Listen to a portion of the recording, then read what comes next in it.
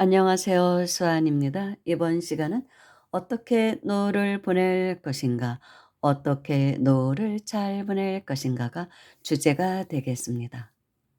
사실 이 문제는 굉장히 큰 문제이고 이 시대의 화두거리라고 볼 수도 있습니다. 60이 넘으신 분들에게는 물론이고 젊은 사람들도 미리부터 나는 나의 노후를 어떻게 보낼 것인가를 설계를 해 두어야 합니다. 미리미리 준비를 해 두어야 한다는 것이죠. 지금은 수명이 너무 길어져서 100세 시대를 바라보고 있기 때문입니다. 그런데 문제는 예전에는 60이 넘으면 대부분 돌아가셨고, 그리고 또 살아 계셔도 자녀들과 함께하는 시대였고, 당연히 부모를 모실 줄 아는 그런 시대였습니다. 그런데 지금은 부모를 모실 생각도 하지 않을 뿐더러 부모도 자식들과 같이 살 생각도 하지 않는 그런 시대가 되었습니다. 그러다 보니까 60대 이후를 어떻게 삶을 보낼 것인가가 큰 화두거리가 된 것이죠. 첫째는 경제적으로도 독립이 안 되신 분들이 많아요. 앞으로 시대는 좀 되겠지만 우리 시대는 사실 그렇지가 않습니다. 자녀들에게 모두 쏟아 부었기 때문에 남은 게 별로 없거든요. 그래서 많은 또 이제 사회보장 제도가 지금 생겨나고 있어서 조금씩은 이제 그렇게 보장이 되고는 있지만 그래도 부족하죠. 연금도 그렇고. 그런데 또 이런 문제가 경제적인 문제가 또 해결이 되었다고 해도 어떻게 시간을 보낼 것인가? 앞으로 20 년, 30 년, 40 년을 무엇을 하며 시간을 보낼 것인가가 굉장히 큰 문제이고, 그리고 60이 넘으면 사별한 분들이 많습니다. 부부도. 또는 이혼이나 졸혼을 한 분들도 많죠. 그러다 보니까 혼자인 사람들이 굉장히 많아요. 그리고 요즘은 예전 같지 않고 굳이 재혼을 안 하려고 하는 사람들도 많은 그런 시대입니다. 그래서 혼자 가는 시대가 된 거예요. 그렇다고 친구가 많으냐? 60이 넘으면 이미 세상을 떠난 친구도 많습니다. 그러다 보니까 어울릴 사람이 그다지 많지를 않아서 요즘 유튜브 영상들을 보면 "노를 혼자 보내라. 혼자 보내는 시간을 가져라. 그것이 현명한 것이다." 뭐 이런 방송들이 많이 나오더라고요. 그런데 뭐 그렇게 될 수밖에 없어요. 젊은 사람들이 굳이 노인들과 놀아 주려고도 안 하고 굳이 뭐 또 놀려고 할 필요도 없고 사실은. 그래서 혼자 삶을 보내는 그런 자세가 되어 있어야, 마음의 준비가 되어 있어야 되는 그런 때라고 볼 수 있습니다. 근데 저 같은 경우는 뭐 원래 준비도 잘 해 뒀고 마음의 준비도 여러 가지로 뭐, 그리고 크게 뭐 물질에 집착하는 사람도 아니고 적은 돈 갖고도 잘 사는 사람이에요. 그리고 늘 공부하고 수행을 하는 사람이니까 뭐 그다지 큰 문제는 없습니다. 건강만 하다면. 근데 여기에 문제는 좀 있겠죠. 건강하지 않으면 문제는 되지만 아직까지는 큰 문제는 없으니까 뭐 잘 보내고는 있습니다. 그래서 이제는 저도 경로우대에 해당하는 나이라 전철도 공짜고 어디 전시회를 간다든가 뭐 아무튼 뭐 입장료가 무료인 경우도 있고 50% 혜택도 보고, 그래서 '아 이런 면은 또 좋구나.' 그렇습니다. 저는 뭐 나이 먹는 것이 그다지 싫지 않은 그런 사람입니다.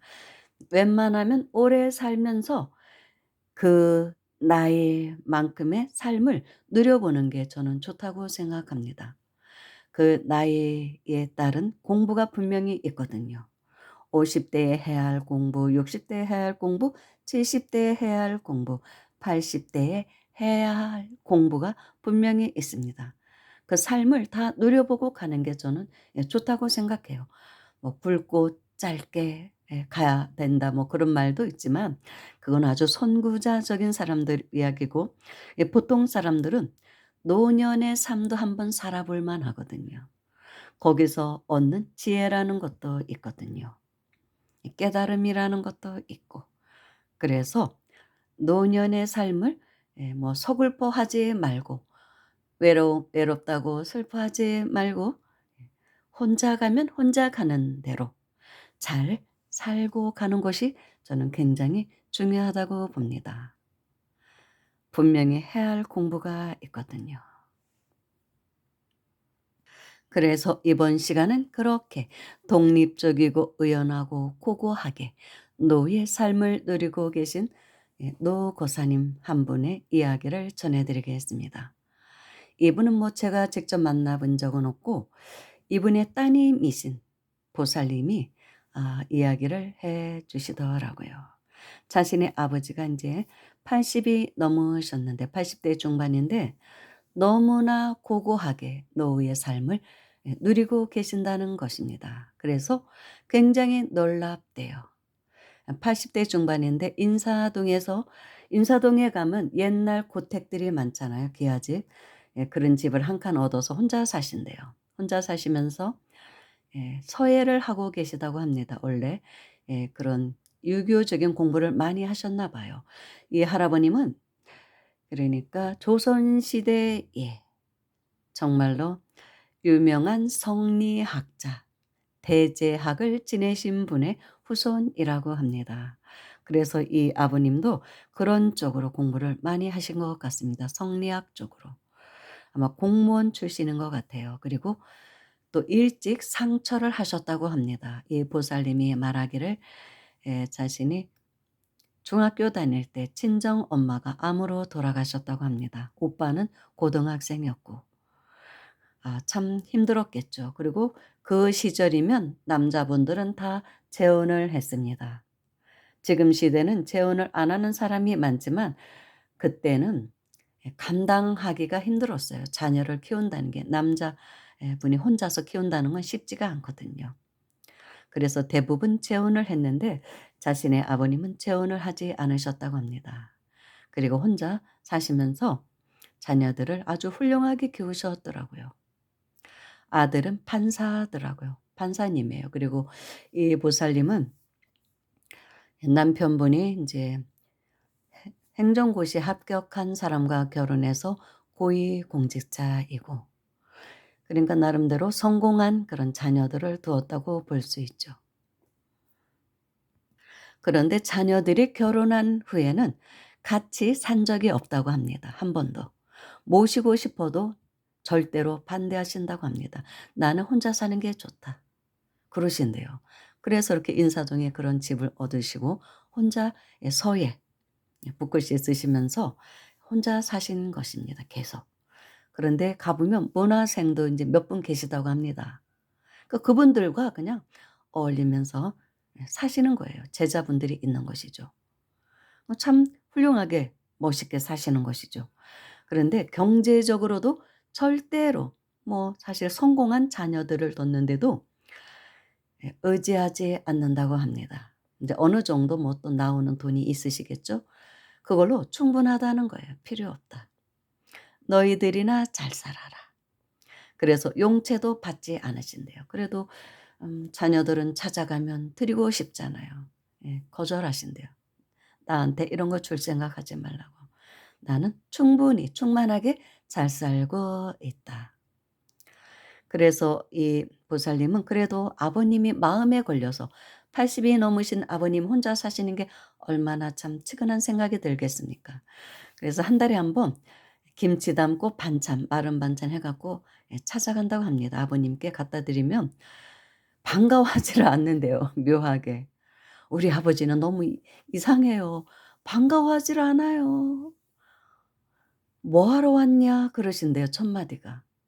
"힘들게 뭐 하러 이런 걸 해 갖고 왔냐. 다음부터는 해 오지 마라."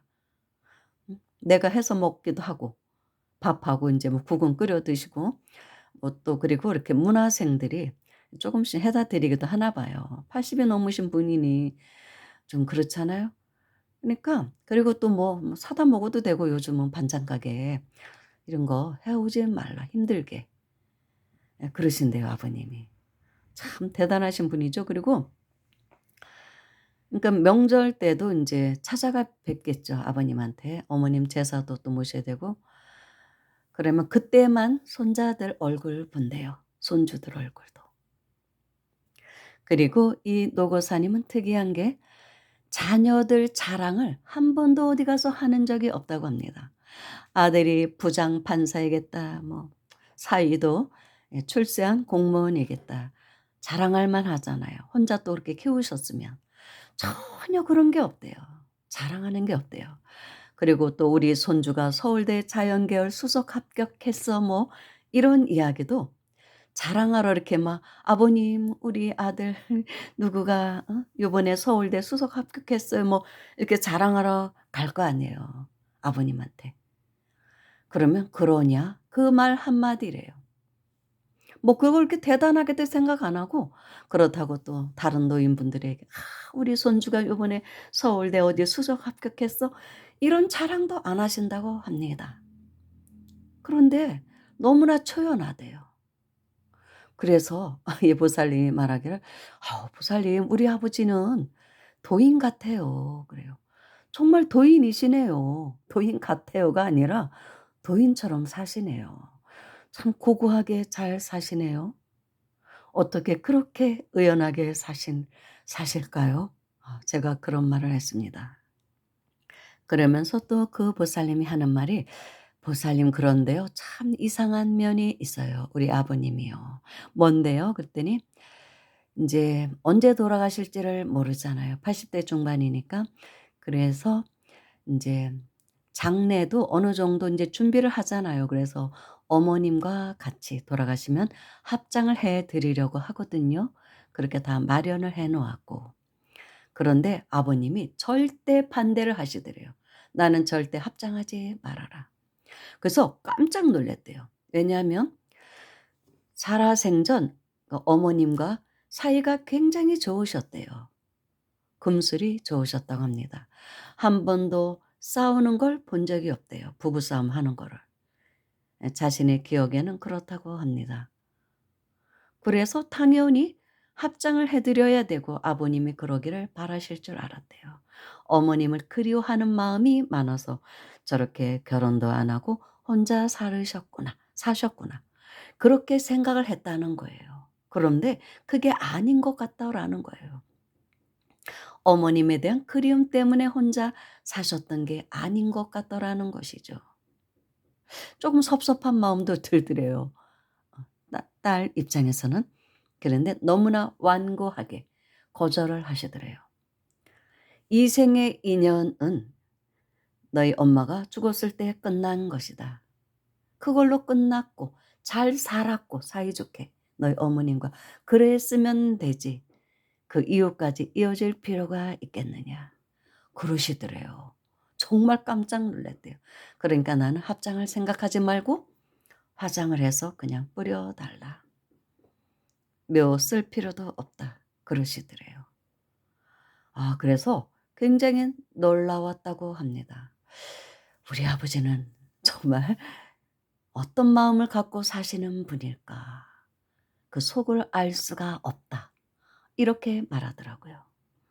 정말 그렇게 볼 수 있죠. 죽었으면 끝난 것이지 이 생의 인연은. 그렇게 말씀하시더래요. 이 생에 잘 살았으면 되는 것이지 사이좋게. 죽어서까지 또 뭐 이어질 필요가 있겠느냐. 그러니까 죽어서 다시 너희 엄마를 굳이 뭐 만날 필요가 있겠느냐. 좀 섭섭한 얘기이기도 하죠. 근데 그렇게 말씀하시더래요. 그리고 혼자 오랫동안 사셨기 때문에 30-40년 혼자 사신 거 아니에요. 또 인제 뭐 그런 마음도 많이 희석도 되셨겠고 그리고 굉장히 이 할아버지가 공부를 하면서 영적으로 진보한 상태라고 볼 수도 있죠. 굉장히 성리학 그런 쪽으로 공부를 하셨고 도적인 공부를 하신 분이니까. 서예하시고 그러면서 붓글씨 쓰시면서 마음도 다스리고 했겠죠. 서예도 서도잖아요. 서예로 마음 공부하시는 분이 굉장히 많거든요. 그러다 보니까 나름대로는 한 경지에 가신 것 같아요, 아버님이. 그래서 굉장히 어디에도 매이지 않는 자유로운 영혼으로 나는 살고 있다. 그러니까 굳이 나를 그렇게 얽매이지 말아라. 나는 그냥 화장을 해서 그냥 뿌려 달라. 그렇게 말씀하시더랍니다. 그러니까 2 년에 그러니까 자녀들에 대한 집착도 없으시고 이미 돌아가신 그 부인에 대한 집착도 다 놓으신 분이에요. 혼자 사시면서 그거를 터득했던 것 같아요. 그러니까 이런 분들은 돌아가실 때도 자녀에 대한 집착도 없이 아주 홀가분하게 떠나실 분, 그런 분인 것 같습니다. 근데 사실은 앞으로는 그렇게 돼야 되지 않을까요? 우리 모두. 대부분 떠날 때 자녀들에 대한 집착이 많잖아요. 이걸 다 놓아야 되는 거예요. 그런데 사실 뭐 젊어서 죽는다면 자녀에 대한 집착이 당연히 남겠죠. 그런데 80이 넘으신 분이 무슨 자녀에 대한 집착이 또 사실 있겠습니까? 그 정도 되면 당연히 저절로 놓아지지 않을까 싶기도 해요. 또 버려야 되고 이 생에 대한 삶에 대한 집착도 놓아야겠죠. 생에 대한 집착도. 도인처럼 살다 가야 되는 거예요. 근데 사실 여자분들은 혼자 살기가 용이하지만 남자분들은 쉽지가 않거든요. 앞으로 시대는 뭐 많이 그렇지 않겠지만 현재 80이 넘으신 분들은 옛날 분들이거든요. 사고방식도 많이 고루하고 사실 그렇잖아요. 그래서 쉽지 않거든요. 근데 이 아버님은 그러시다고 합니다. 그래서 '아 참 훌륭하시구나. 멋있게 사시는구나.' 예 그런 생각을 제가 했습니다. 그래서 앞으로는 이런 분들이 정말 귀감이 돼서 우리들도 다 그렇게 노후를 아주 멋스럽게 고고하게 외롭지만 충만하게 삶을 누리고 가야 되는 그런 때인 것 같습니다. 큰돈 필요 없고. 그런데 지금 나이 드신 뭐 70대 이런 도인들 이렇게 보면 그 정부에서 나오는 뭐 30 몇만 원 나오잖아요. 그거 갖고도 사시는 분이 많아요. 방 한 칸만 있으면 된대요. 김치 하나에. 그러면서 도공부하시는 분들이 있어요. 제가 아는 분들 중에도 있습니다. 아주 충만하게 잘 사셔요. 뭐 쌀도 나오고 정부에서 막 이런 뭐 그런 분들도 있잖아요 또. 그런 혜택도 받고 또 전철도 돈 안 내고 이러니까 그 돈만 갖고도 충만하게 사시는 분들이 많습니다. 거기에다가 뭐 국민연금 연금 조금 더 나오고 그래서 뭐 한 50-60만 원 정도 뭐 이렇게 해서 사시는 분들이 많아요. 그래서 뭐 굳이 이렇게 큰돈으로 삶을 누리려고 하면 한없이 초라해집니다. 그래서 좀 적은 돈으로도 삶을 누릴 줄 아는 그런 노년이 되어야겠습니다. 그러려면 당연히 수행을 해야 됩니다. 특히 명상 수행. 나는 어디서 와서 어디로 가는지 그것을 좀 참고해 봐야겠죠. 감사합니다.